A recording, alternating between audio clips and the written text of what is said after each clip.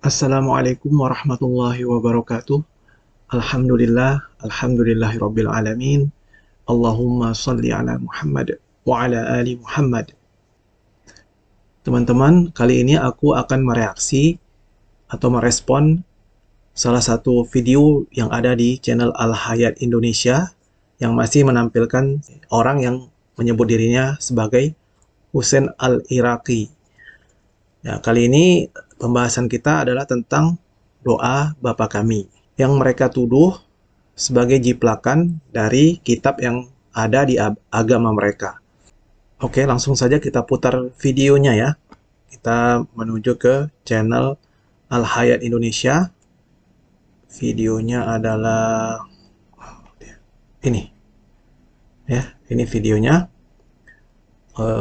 Di video ini dia juga membahas atau menuduh bahwa Al-Fatihah, surat Al-Fatihah itu adalah jiplakan ya dari kitab-kitab mereka. Tapi mengenai bantahan terhadap tuduhan tersebut sudah dilakukan dengan manis ya oleh Dr.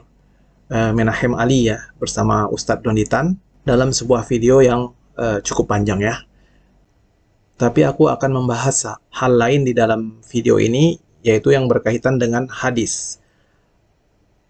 Oke, kita play aja ya. Oke, kita lihat di awal videonya ya. Dia memberi judul Surah Al-Fatihah adalah doa gereja dalam bahasa Syria atau bahasa Syria ya. Oke, kita play lagi. Oke, di sini dia membahas surat Al-Fatihah ya. Nanti ini kita lewatkan aja. Nah, kita akan melihat pembahasan dia mengenai hadis. Tuduhan dia mengenai salah satu hadis ya. يثبت انه ليس فقط سوره الفاتحه الرسول محمد اخذها من المسيحي، لا، تعال خلينا نوريك شيء اخر من الكتب الاسلاميه بعد خارج المخطوطات. الصلاه الربانيه وسرقه محمد، لا، شوف قال المسيح في الانجيل، المسيح شو قال لتلاميذه واتباعه في انجيل متى الاصحاح 6 الايات 9، ايش قال لهم؟ قال لهم فصلوا انتم هكذا: ابانا الذي في السماوات ليتقدس اسمك لياتي ملكوتك لتكن مشيئتك كما في السماء كذلك على الأرض، خبزنا كفافنا أعطنا اليوم واغفر لنا ذنوبنا كما نغفر أيضا نحن للمذنبين إلينا ولا تدخلنا في تجربة لكن نجنا من الشرير لأن لك الملك والقوة والمجد إلى الأبد آمين. هذه وين؟ انظر كيف سرقها محمد. شوف في سنن أبي داود، شوف الحديث: حدثني يزيد بن ما سرق يا خالد. حبيب، تمام، شوف ما الدليل. سرق. ما هذه الصلاة اللي قرأتها لك هذا أبانا، أخ أحمد بس خليني أقول لك كلمة.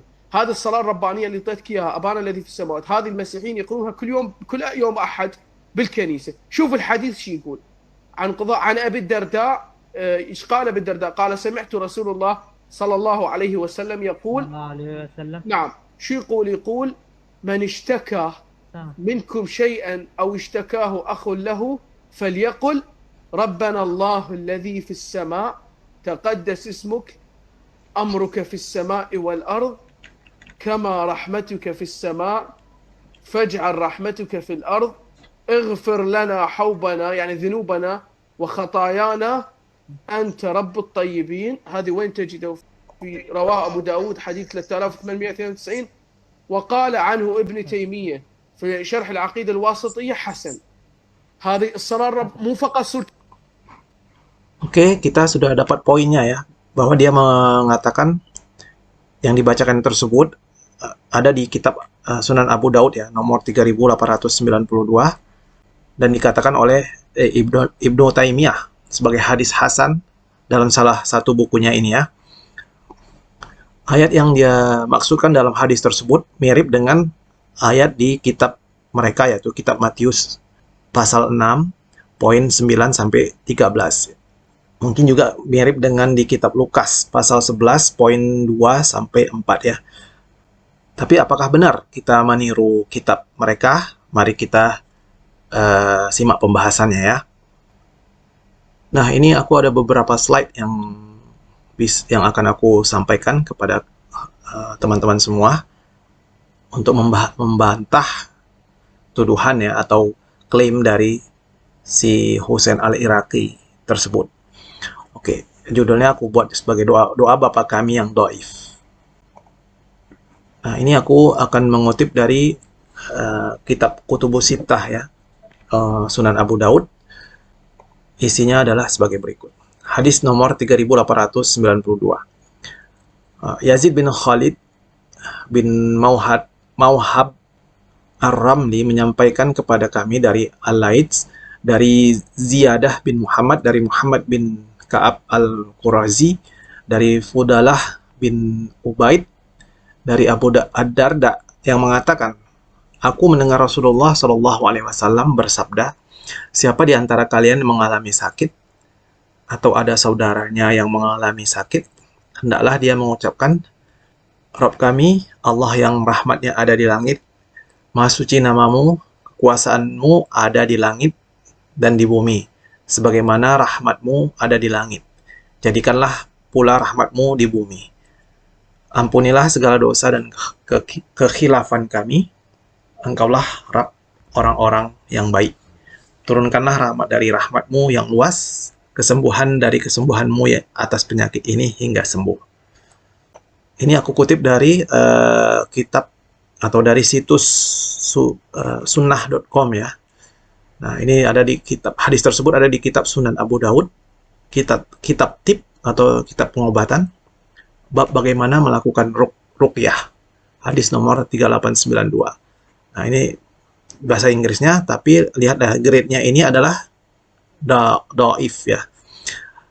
Berdasarkan pemeriksaan oleh salah satu ahli hadis yang terkenal ya, Syekh Muhammad Nasiruddin Al-Albani.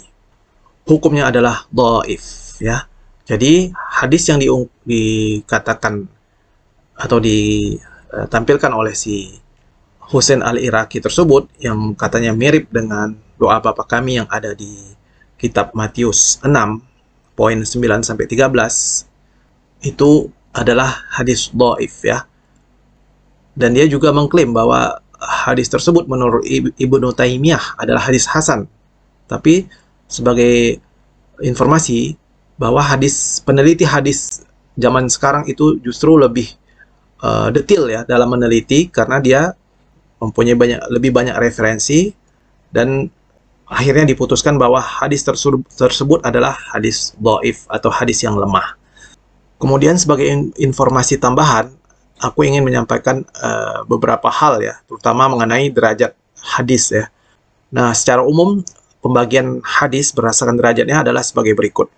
Satu yang kita sebut dengan hadis sahih atau secara simple bisa kita bilang itu sebagai hadis yang sangat baik dan sehat ya. Hadis sahih itu ialah hadis yang bersambung sanadnya dari awal sanad sampai akhir sanad. Diriwayatkan oleh seorang muslim yang taat, adil, terpercaya atau thiqah, tidak fasik, baligh, berakal dan selalu menjaga kehormatan diri serta kuat ingatannya atau hafalannya atau disebut dengan dhabit, tanpa ada perselisihan dengan perawi lain yang lebih terpercaya atau syaz, serta tidak ada cacat yang tersembunyi atau ilat.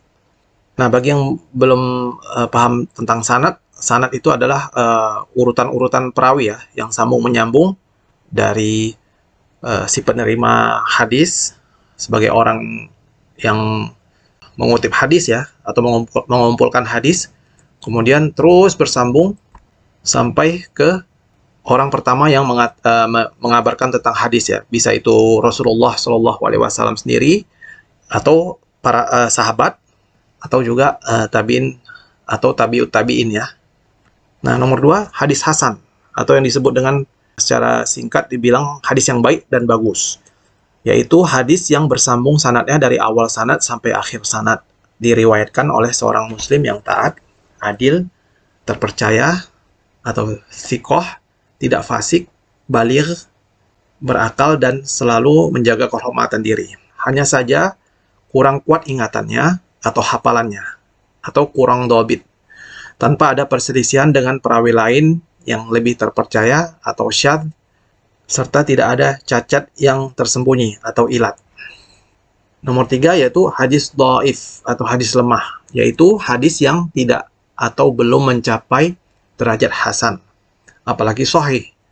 Hadis ini tidak memenuhi syarat hadis sahih maupun syarat hadis hasan, yang sebab utamanya biasanya adalah karena terputusnya sanad atau perawinya yang bermasalah. Sedangkan yang nomor 4 itu adalah hadis maudhu atau hadis palsu ya, yaitu hadis yang dinisbatkan atau disematkan kepada Rasulullah Shallallahu Alaihi Wasallam, tetapi faktanya bukan berasal dari Rasulullah Shallallahu Alaihi Wasallam, alias hadis hasil rekayasa atau diada-adakan. Hadis maudhu ini adalah seburuk hadis dhaif. Umat Islam sangat berkepentingan untuk mendapatkan informasi tentang derajat suatu hadis. Makanya ada cukup banyak ulama yang mengkhususkan dirinya untuk belajar ilmu tentang hadis dan mengabdikan dirinya sebagai peneliti hadis. Salah satu yang cukup terkenal adalah Syekh Muhammad Nasiruddin Al-Albani. Al-Albani ini hidup di abad ke-20 ya. Jadi bisa dibilang cukup kontemporer ya, karena cukup dekat dengan masa kita sekarang. Beliau wafat sebelum masuk abad 21. Hadis sahih dan hadis hasan bisa dijadikan hujjah atau pegangan dalam hidup seorang muslim. Misalnya dalam hal beribadah, bermuamalah, bersikap, mengamalkan ilmu, dan lain-lain. Sedangkan hadis dhaif tidak bisa dijadikan hujjah. Ada sebagian ulama mengatakan bahwa boleh berhujjah kepada hadis dhaif dalam hal-hal tertentu dengan syarat-syarat tertentu yang sangat ketat, asalkan hal itu tidak berhubungan dengan masalah akidah, ibadah, dan hukum halal haram. Walaupun demikian, hadis dhaif tetap aja mendatangkan prasangka dan keraguan-raguan karena sangat besar kemungkinannya kalau hadis tersebut bukan berasal dari Rasulullah Shallallahu Alaihi Wasallam. Apalagi kalau memang sudah ditetapkan dengan tegas status kedhaifannya oleh ulama ahli hadis. Apalagi hadis sahih dan hadis hasan itu jumlahnya cukup banyak dan sudah menjangkau hampir sebagian besar hal yang ada atau yang berhubungan dengan kehidupan seorang muslim ya, sehingga kita tidak perlu berhujjah lagi kepada hadis dhaif. Umat Islam memang diperintahkan untuk berhati-hati dalam mempercayai suatu informasi atau berita yang didengarnya dari seseorang, apalagi si pembawa berita itu dicurigai sebagai orang fasik, supaya kita tidak tertipu, apalagi sampai meneruskan berita yang belum jelas kepada orang lain, tanpa melakukan cross-check terlebih dahulu tentang kebenaran berita tersebut. Melakukan cross-check itu disebut juga dengan tabayun. Allah berfirman dalam Al-Quran surah Al-Hujurat ayat 6. A'udzubillahi minasyaitonirrajim. Ya ayyuhalladzina amanu in ja'akum fasiqum binaba'im fatabayyanu an tusibu qauman bijahalatin fatusbihu ala ma fa'altum nadimin. Shadaqallahul azim. Terjemahannya adalah, hai orang-orang yang beriman, jika datang kepadamu orang fasik membawa suatu berita, maka periksalah dengan teliti agar kamu tidak menimpakan suatu musibah kepada suatu kaum tanpa mengetahui keadaannya yang menyebabkan kamu menyesal atas perbuatanmu itu. Dalam kaitannya dengan hadis, Rasulullah Shallallahu Alaihi Wasallam dalam beberapa hadisnya juga memperingatkan kita untuk tidak mengada-ngadakan suatu hadis, apalagi sampai berdusta atas namanya. Berikut ini beberapa hadis mengenai peringatan Rasulullah Shallallahu Alaihi Wasallam mengenai hal tersebut. Nah, ini aku kutipkan dari kitab Kutubus Sittah lagi ya. Itu hadis Al-Bukhari, kitab Janaiz atau kitab jenazah, bab larangan meratapi kematian seseorang, hadis nomor 1291. Abu Nuaim menyampaikan kepada kami dari Sa'ad bin Ubaid, dari Ali bin Rabi'ah, bahwa Al-Mughirah berkata, aku mendengar Nabi Shallallahu Alaihi Wasallam bersabda, berdusta atas namaku atau memalsukan hadisku berbeda dengan berdusta atas nama orang lain. Orang yang sengaja berdusta atas namaku hendaklah menempati tempatnya di neraka. Kemudian di hadis Muslim, bagian muqaddimah, bab kecaman keras terhadap kedustaan atas nama Rasulullah. Itu hadis nomor 1, 2, 3, dan 4 ya. Aku baca salah satunya aja ya. Itu yang hadis yang nomor 3. Muhammad bin Ubaid al-Ghubari menyampaikan kepada kami dari Abu Awanah, dari Abu Hasin, dari Abu Salih, dari Abu Hurairah radhiyallahu anhu bahwa Rasulullah shallallahu alaihi wasallam bersabda, siapa saja berdusta atas namaku dengan sengaja, hendaklah dia mempersiapkan tempatnya di neraka. Kemudian di hadis Muslim, masih di bagian muqaddimah, bab larangan menyampaikan setiap hal yang didengar, hadis nomor 5. Ubaidillah bin Mu'adz bin Al-Anbari menyampaikan kepada kami dari ayahnya. Dalam sanad lain, Muhammad bin Al-Musanna menyampaikan dari Abdurrahman bin Mahdi. Keduanya dari Syu'bah, dari Khubaib bin Abdurrahman, dari Hafiz bin Hashim, bahwa Rasulullah SAW bersabda, cukuplah orang disebut pendusta jika dia menyampaikan setiap hal yang dia dengar. Kemudian di hadis Muslim, masih di bagian muqaddimah, yaitu bab larangan meriwayatkan hadis dari perawi dhaif dan keharusan berhati-hati dalam meriwayatkannya. Ada di hadis nomor 6 dan 7 ya. Oke, aku bacakan. Muhammad bin Abdullah bin Numair dan Zuhair bin Harb menyampaikan kepadaku dari Abdullah bin Yazid, dari Sa'id bin Abu Ayyub, dari Abu Hanim, dari Abu Utsman Muslim bin Yasar, dari Abu Hurairah radhiyallahu an, bahwa Rasulullah shallallahu alaihi wasallam bersabda, di tengah generasi terakhir dari umatku akan muncul orang-orang yang menyampaikan kepada kalian perkataan-perkataan yang belum pernah terdengar oleh kalian maupun pendahulu kalian. Maka janganlah kalian mendengarkan mereka. Kemudian juga dari hadis berikutnya yang nomor 7 ya, diriwayatkan juga dari Abu Hurairah radhiyallahu an, bahwa Rasulullah shallallahu alaihi wasallam bersabda, di akhir zaman akan muncul para dajjal pendusta. Mereka menyampaikan kepada kalian perkataan-perkataan yang belum pernah terdengar oleh kalian maupun pendahulu kalian. Janganlah kalian mendengarkan mereka agar mereka tidak bisa menyesatkan kalian ataupun menimpakan keburukan kepada kalian. Oke, jadi dari beberapa hadis ini jelas ya bahwa kita tuh diminta untuk berhati-hati dalam mendengar berita atau mau menyampaikan berita yang belum pasti. Jangan sampai kita menyebar hoax ya, seperti itu. Kemudian jangan mempercayai berita yang berasal dari orang yang dicurigai fasik ya. Termasuk hadis-hadis dhaif. Jangan langsung mengatakan atau mempercayai bahwa suatu hadis itu adalah hadis yang sahih atau hasan ya, sebelum diteliti dengan benar-benar. Demikian juga yang terjadi pada hadis Sunan Abu Daud nomor 3892 tersebut. Sudah jelas bahwa dikatakan hadis tersebut adalah hadis dhaif. Jadi apa yang dituduhkan oleh si Husain Ali Iraqi di salah satu video yang ada di channel Al Hayat Indonesia itu sudah jelas-jelas untuk menyesatkan umat Islam ya, dengan tuduhan atau syubhat yang tanpa dasar ya. Semoga ini menjadi pelajaran kepada kita supaya kita tetap berhati-hati terhadap syubhat-syubhat yang dilontarkan oleh oknum penyesat yang ingin menyesatkan kita atau menggelincirkan kita dari iman Islam kita. Semoga bermanfaat untuk semuanya, terutama kepada diriku sendiri ya. Ini aku tampilkan referensi untuk belajar ilmu dasar ya, ilmu dasar tentang hadis ya. Ini ada 2 buku yang cukup bagus. Ini terbitan Pustaka Al-Kautsar, sedangkan ini terbitan Ummul Qura. Silakan kalau teman-teman berminat untuk mencari buku ini ya.